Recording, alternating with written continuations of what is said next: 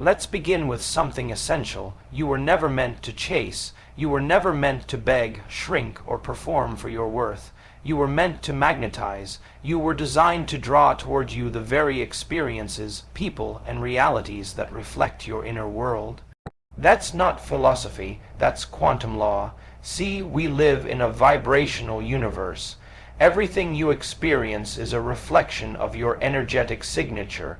And when a woman is operating from wounds, when she believes she's not enough, not worthy, not safe, she emits a signal of lack. And that frequency invites more of the same, people who deplete her, situations that mirror her pain, futures that feel heavy. But when you begin to wake up, when you begin to understand that your power was never in how others saw you, but in how you saw yourself, something changes. You stop leaking energy, you stop needing permission, you stop outsourcing your self-worth, and that's when you begin to magnetize, not from ego, from embodiment, from presence, from coherence between the heart and the brain. That coherence produces a frequency, a field, that speaks louder than any words you could say. People don't know why they're drawn to you, they just are, because you've become the signal of wholeness. The woman we're talking about today, the Queen, is not defined by her crown, her status, or her image.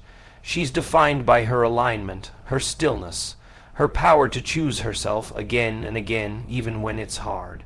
Especially when it's hard. So today, we're going to explore how a woman becomes so magnetic, so grounded, so deeply rooted in her own frequency, that the world begins to orbit around her, not because she demanded it, but because she remembered who she really is. The first shift a woman must make to become magnetic is internal. She must learn to master her nervous system, because in a world full of reactivity, regulation is royalty. You see, most people live in survival. They're constantly scanning their environment for danger, replaying past pain, or predicting future rejection. And when the body is in that elevated stress state, what we call fight or flight, the heart becomes incoherent. The mind races, the body floods with cortisol and adrenaline, and from that state no one can think clearly, speak powerfully, or attract what they truly desire. Now imagine a woman who's learned to interrupt that pattern. Imagine a woman who notices when her heart rate rises, when her thoughts start spiraling, when that urge to react comes surging forward. And instead of collapsing into the old program, she pauses, she breathes, she observes, she soothes her own system. She chooses her response instead of being ruled by her reaction. That woman is powerful because she's not leaking energy through emotional outbursts. She's not proving herself, pleasing others, or trying to control outcomes to feel safe. She's become the safety within herself, and from that calm, coherent state, she can access higher wisdom. She's not just surviving, she's creating. This is what we call elevated emotional intelligence, not in theory, but in physiological practice. The brain and heart enter synchronization. The body leaves the past, and that woman enters the present moment, which is the only place true power exists. When you master your nervous system, you stop giving other people the remote control to your emotions. You stop being a victim of circumstance. You become the observer of your life, not the reactor. And here's the quantum truth. Your energy changes the moment your body feels safe. And when your energy shifts, your reality begins to reorganize. So if you want to become a queen in your life, not just in image but in frequency, learn to master this first realm, the inner one, because peace is your power, and when you anchor into that calm, the world can no longer pull you out of your center. Now let's get into something that will shift your entire perspective. Your energy introduces you before your words ever do. You see, the magnetic woman doesn't need to convince anyone of who she is. She doesn't rush to explain her worth.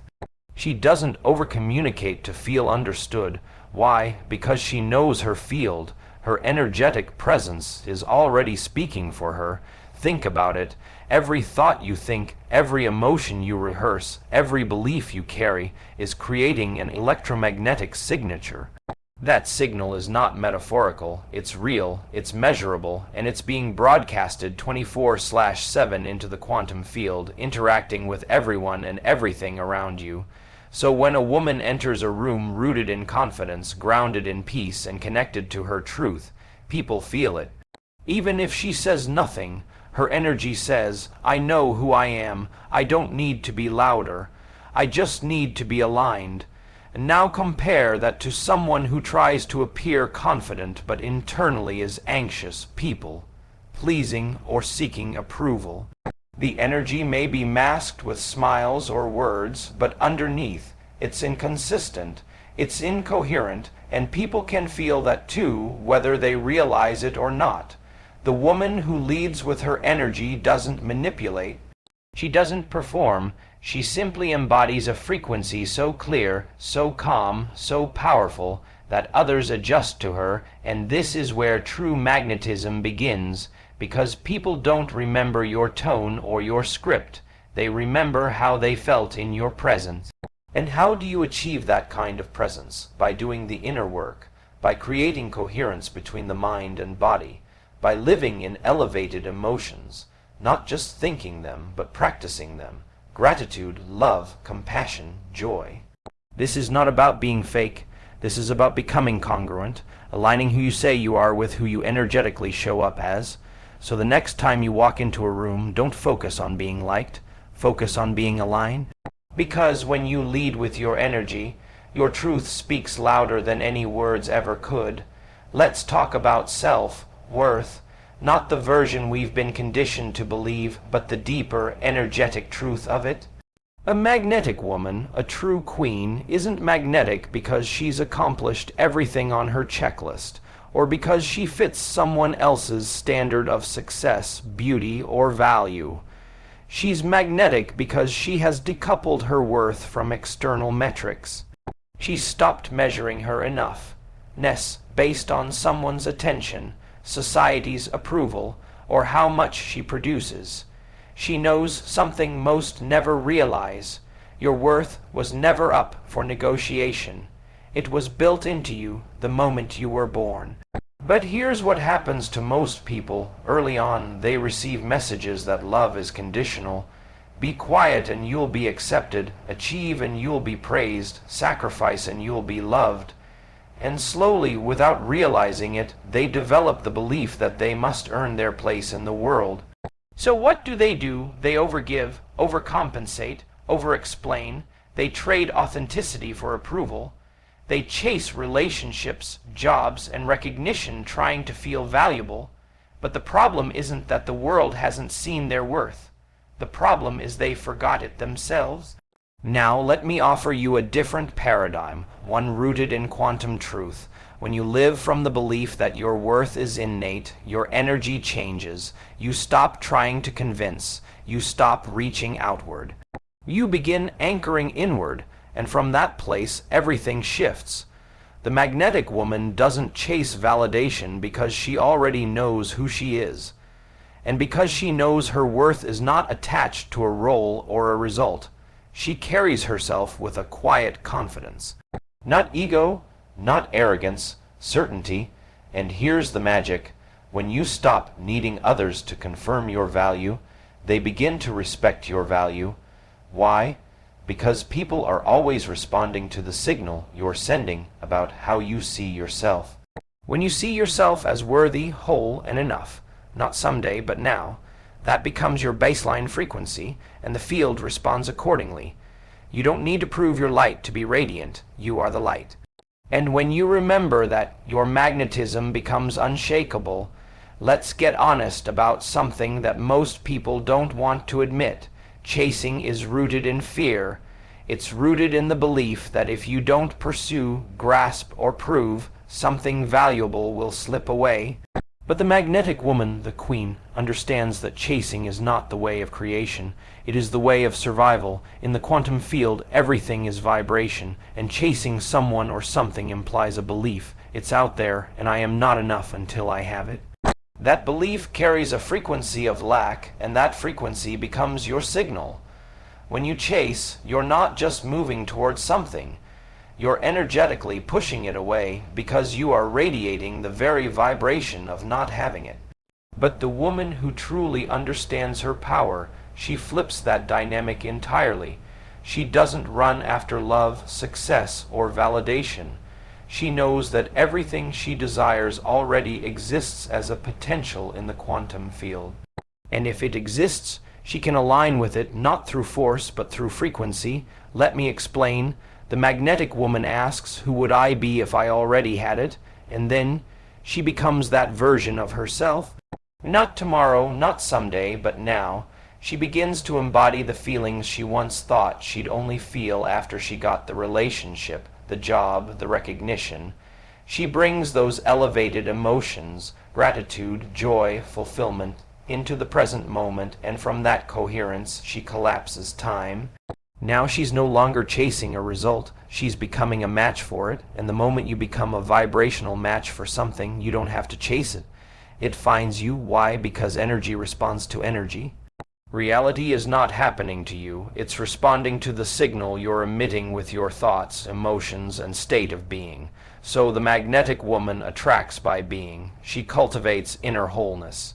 She aligns her body, her heart, and her mind with the version of her that already has what she desires. And because she is no longer seeking outward, she becomes irresistible, not because she's pursuing, but because she's embodied. This is not passivity. This is energetic mastery. And when you learn to stop chasing and start embodying, the life you once pursued begins to pursue you.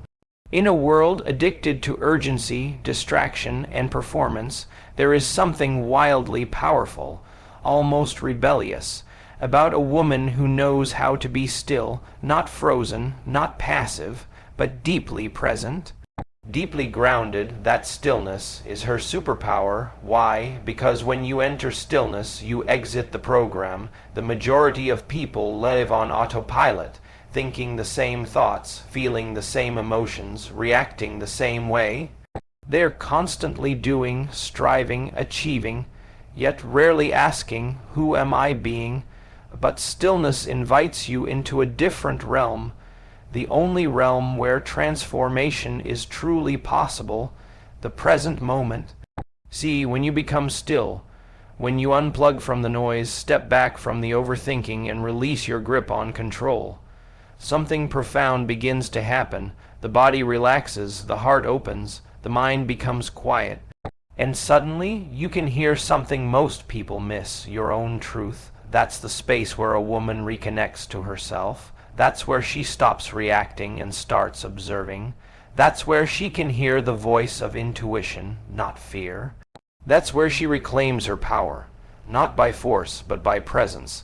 And presence is magnetic. We feel it, we're drawn to it, not because it shouts, but because it doesn't need to. A woman who is fully rooted in her now, who is not rushing into the next moment or rehashing the last one, carries a frequency that says, I am whole right here. I don't chase time, I create within it. I trust myself enough to be still. Stillness is not a void, it is a portal.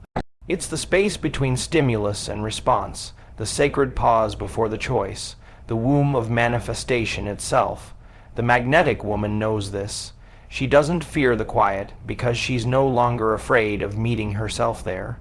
In fact, she knows when I am still, I can feel. When I feel, I can choose. And when I choose from alignment, my entire reality begins to reflect that. So she practices it, whether through meditation, breath, reflection, or simply the radical act of slowing down. She uses stillness as a tool to regulate her nervous system, deepen her awareness, and anchor into her truth. Because she's not here to keep up, she's here to lead from within. So here we are. We began this journey by asking, how does a queen become magnetic? Not by performing, not by perfecting, but by returning to the truth of who she already is. Every one of these principles, nervous system regulation, energetic embodiment, remembering innate worth, attracting rather than chasing, and embracing stillness, are not just habits. They are frequencies. They are choices. They are portals into a higher version of you that already exists in the quantum field. You don't have to become someone else.